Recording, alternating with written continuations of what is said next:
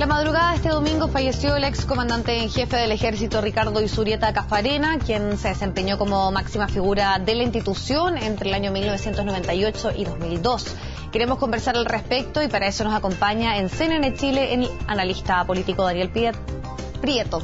Muchas gracias por acompañarnos. Encantado, mucho gusto. Bueno, por cierto, me gustaría comenzar porque usted nos comentara esta noticia, su impresión y particularmente qué destacaría del legado que deja el general Izurieta.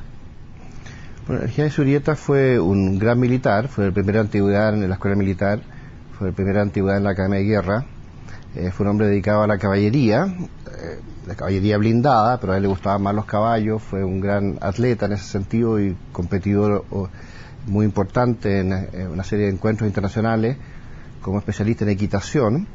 Y a él le tocó este rol político tan importante de reemplazar al general Pinochet, cuando el general Pinochet entrega el poder finalmente como comandante en jefe del ejército el año 98.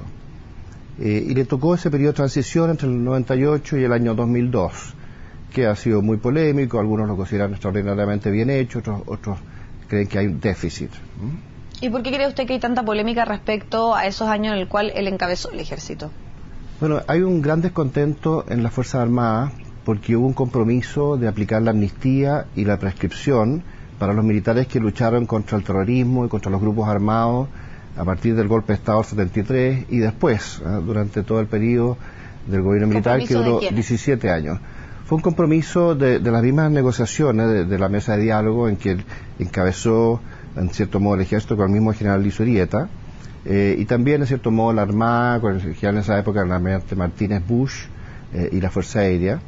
Y eso no se ha cumplido. La amnistía y la prescripción para los militares que actuaron hace 41 años atrás, hoy día, el año 73, no se ha cumplido. Ahora hay una serie de personajes bastante ancianos, que están en muy mal estado, que están en Punta Peuco y que se están muriendo. Algunos otros se han suicidado. Y la gente como que se olvidó de eso.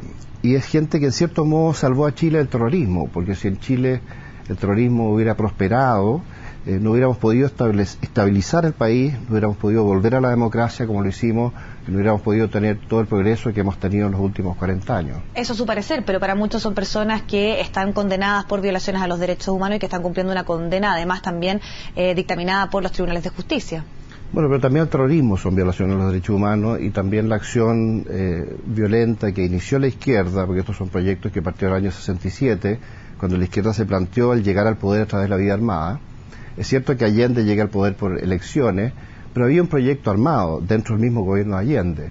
De hecho, se trajeron cantidades gigantescas de armas de Cuba y grupos armados de Cuba. Estuvo el general de la Guardia acá, a cargo de una brigada de fuerzas especiales, para hacer, en cierto modo, en algún momento, un golpe de izquierda para imponerse y imponer un poder total, como ha sido el comunismo clásico en todas partes del mundo en esa época. Señor Prieto, pero, y eso se evita con el golpe de Estado. Señor Prieto, bueno, obviamente deduzco de sus palabras que usted considera que justifica el golpe de Estado y también lo sucedido durante esos años, pero me gustaría detenerme también en un punto que usted comenta, que dice que hay un descontento del ejército respecto a que no se cumplieron a ciertos acuerdos que habrían, usted plantea el tema de la ley de amnistía, sí. Pero en ese caso, ¿ese descontento es hacia la figura del general Izurieta?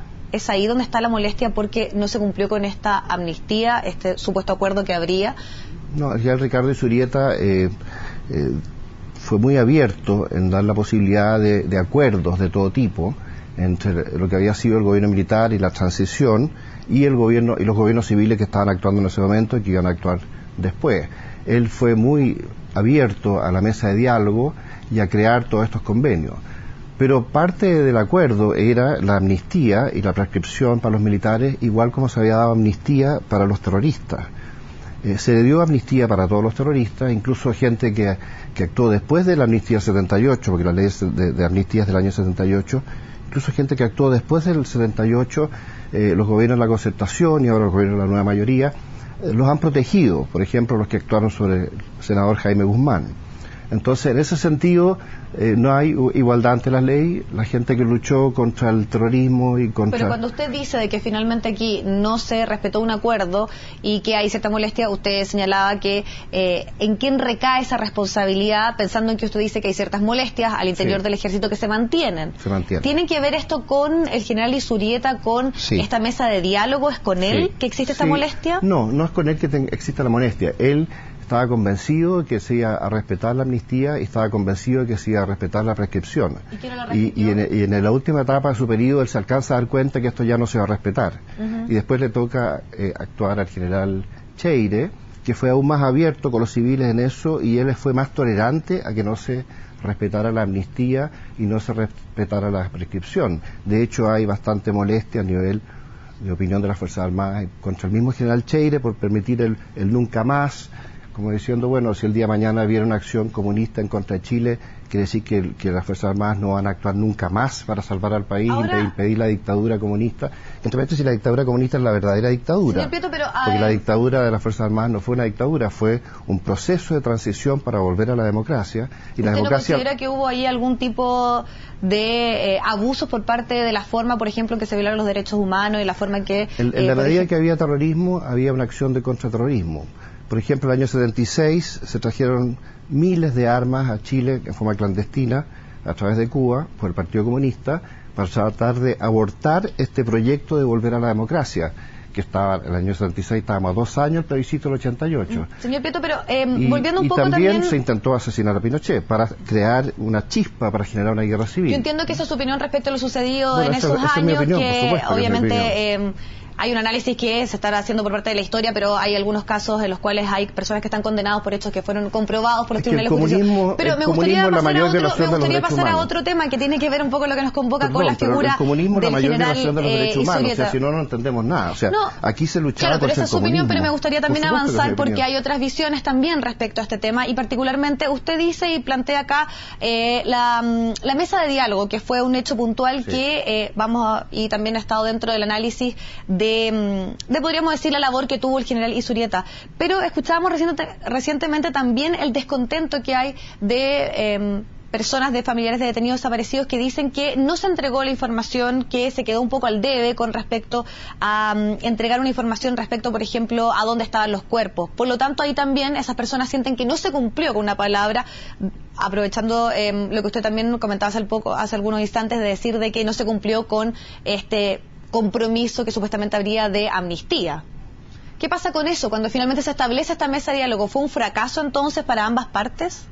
Mire, había una política de parte del gobierno norteamericano en los entrenamientos de la Escuela de las Américas en Panamá de esconder los cuerpos de los terroristas. Era una política que ellos habían aprendido en su experiencia en la guerra de Corea, en la guerra de Vietnam, y desgraciadamente eso se adoptó en algunos gobiernos latinoamericanos en esta época de la Guerra Fría, en que había una lucha permanente entre el Estado y el terrorismo. Y eso ha sido muy discutido, pero era una reacción del Estado, en este caso de las Fuerzas Armadas, frente a una acción terrorista evidente. Ahora, en líneas generales, como política global, uno tiene que ver si al final uno quiere ir hacia el comunismo prosoviético, como era en esa época en la Guerra Fría, o si uno quiere restaurar la democracia, como de hecho lo hicieron las Fuerzas Armadas, porque los que restauraron la democracia fueron las propias Fuerzas Armadas. Primero a través del plebiscito del 78, del 80, después del plebiscito del 88. Ellos siempre respetaron estos plebiscitos. Finalmente el 88, cuando el 43% de la gente apoyó al gobierno militar y la mayoría no lo apoyó, entonces se llamó a elección y al año siguiente hubo efectivamente una vuelta a la democracia. Pero la democracia la restauran las Fuerzas Armadas. Señor Prieto, volviendo al tema el cual estamos en el día de hoy conversando, y me gustaría que me expresara un poco su opinión respecto a eso. Yo le preguntaba si es que fue un fracaso o no el tema de la mesa de diálogo, particularmente porque ambas partes, al parecer, según también lo que usted plantea, no quedaron conformes con respecto a lo sucedido ahí, y que fue uno de los grandes roles que tuvo el general Izurieta. ¿Usted siente que él ahí, esto fue tal vez un retroceso respecto a lo que esperaba el mundo militar en este tema? Sí, porque no se ha cumplido la amnistía y no se ha cumplido la prescripción. Y se habla ahora de crímenes de lesa humanidad, pero los crímenes de lesa humanidad no son aplicables cuando el Estado lucha contra el terrorismo. no son aplicables, porque si es por eso toda Europa estaría violando los derechos humanos en asuntos de lesa humanidad, porque Europa entera, cuando actúa en Irak, cuando actúa en Afganistán, cuando actúa en la misma Europa, simplemente actúan con mucho extremismo en contra de los terroristas, hasta el punto de que los matan. En Alemania, en Francia, en Inglaterra, el asunto de las torturas. Hubiéramos querido que ya que se produjeron torturas, hubiéramos querido que en un periodo de paz como el actual se estudiara cómo poder enfrentar el terrorismo sin llegar a esos excesos, con métodos más modernos de sacar información, sin tener que llegar a esos excesos. Pero cuando uno está en esos momentos, hay mucha ansiedad, hay mucho temor, hay mucha urgencia. Entonces se cometen excesos, se cometen irregularidades. Por ende, el señor Izurieta, como comandante en jefe del ejército, en ese momento, donde justamente se buscó una figura que no estuviera ligada al gobierno militar, que más bien fuera una persona que tuviera una cierta excelencia desde el punto de vista profesional y que para muchos significara un avance y que el ejército no estuviera ligado a lo sucedido en el gobierno de Augusto Pinochet y se pudiera avanzar.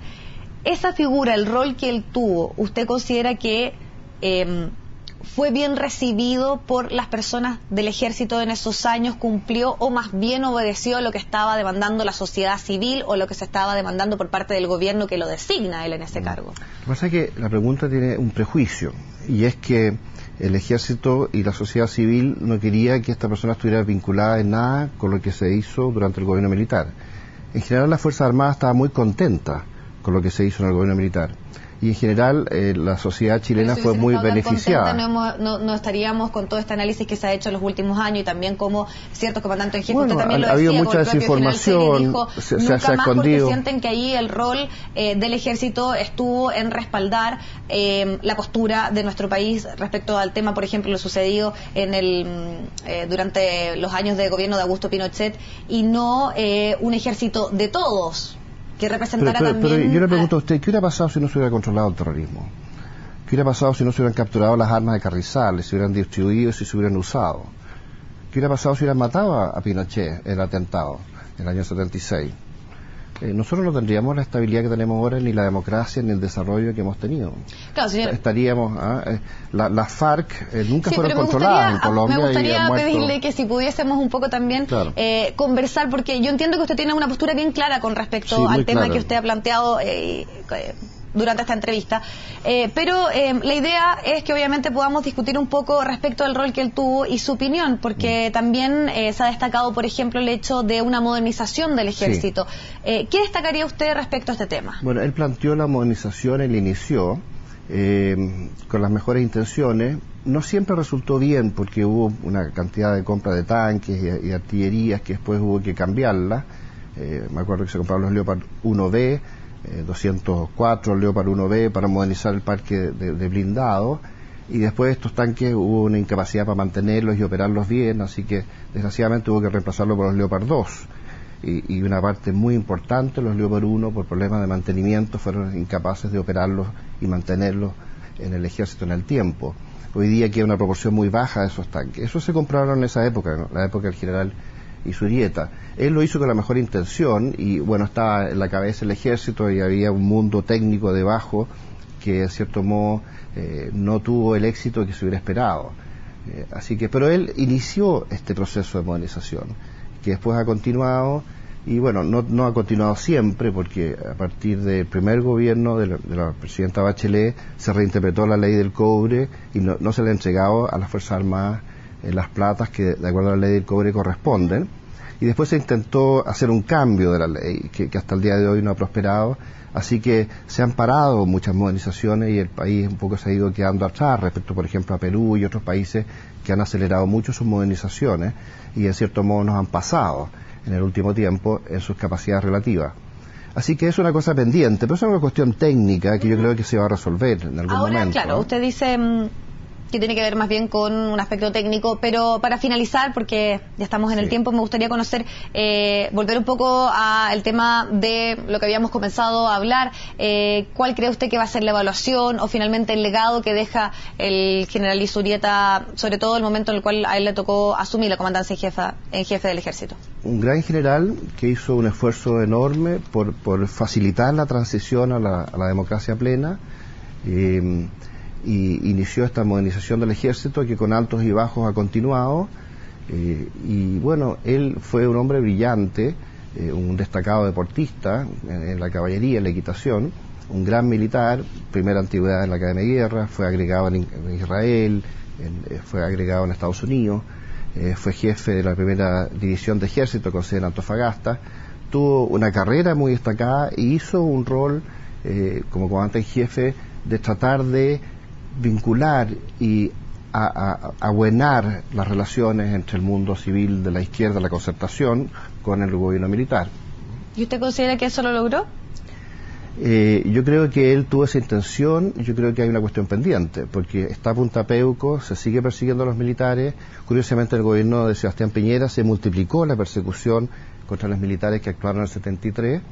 ¿Es eso algo que molesta particularmente al ejército, que haya sido un gobierno de derecha? Es que lo que pasa es que se está violando la ley, porque la ley de amnistía existe y la prescripción existe, pero no se aplica a los militares porque se inventó una argucia legal que es el secuestro permanente, que todo el mundo sabe que es falso, y como es falso es ilegal, digamos. Pero es algo que se ha ocupado los tribunales de justicia. Lo han ocupado los tribunales de justicia hasta el día de hoy. Perfecto, bueno, le queremos agradecer muchísimo la posibilidad de conversar. Muchas gracias. Encantado. Vamos al corte y ya volvemos.